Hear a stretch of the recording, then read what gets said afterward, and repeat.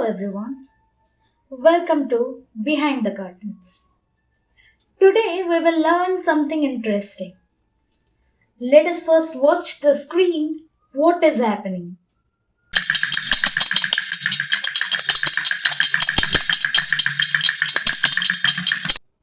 So here is the question. From where these toys are getting the energies? Some of you might be thinking that it's the battery that gives the energy and acts as a source. Let me clarify, this is not the battery. Then which is the source? What is there inside them which is giving the energy to move? So let's understand this concept using a small experiment. Let's take some elastic rubber bands and understand the concept behind the movement of these toys.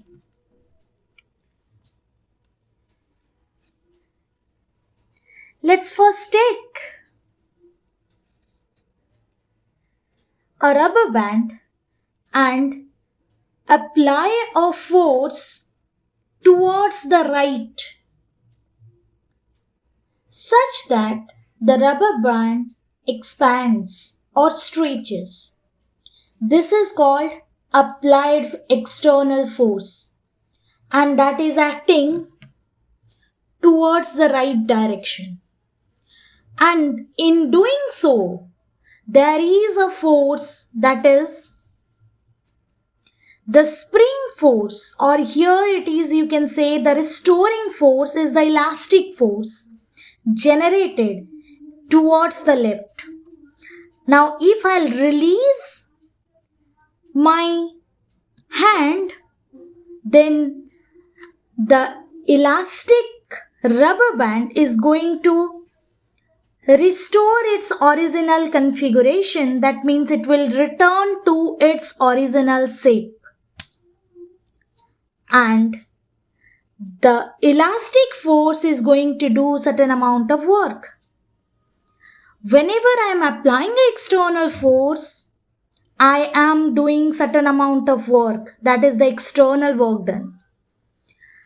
Whenever that force is applied, that external force is applied, the restoring force is automatically generated. And this external force, work done, or you can say in otherwise, the work done by the external force is stored in the form of elastic potential energy. And whenever I am releasing my hand, it is doing the work, or the energy that is stored, it's converted into work. And the person who is holding it is going to get hurt herself or himself. The same concept is applied here. Now if we'll take the toy, this one, and you apply a rotational motion to the key, and this rotation is the external work done, and this is stored in the form of spring potential energy, because inside this toy that's a spring. And if I'm going to release my force, this is going to do that stored energy is going to convert into the kinetic energy. So this was an example of conversion of elastic or spring potential energy into kinetic energy. Here, no battery is there as a source. Rather, it is working on the conversion of energy principle.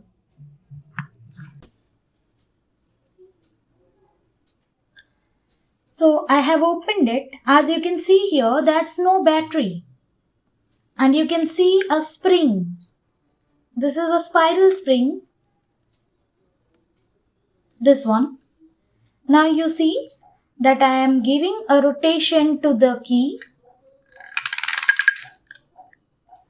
and the spring is moving and it gets tightened.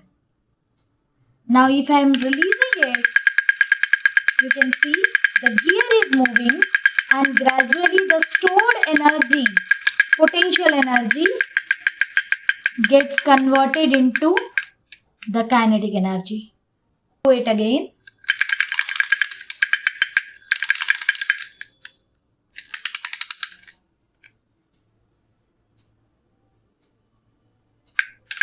Now you can see the stored potential energy gets converted into kinetic energy, which is acting as a real source over here.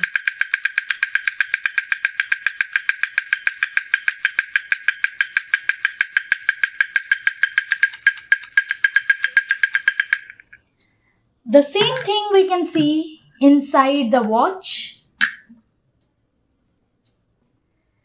If you go inside the watch, I have just opened it.